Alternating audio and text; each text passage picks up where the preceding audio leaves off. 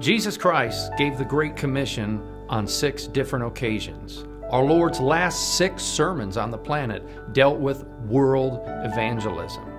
World missions is the very heartbeat of our Lord Jesus Christ. It's why He organized the church to do world missions.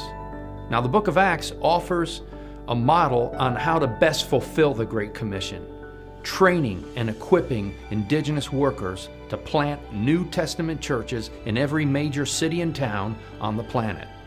If we're going to obey our Lord's last command, then we've got to stay involved with training and supporting indigenous church planters.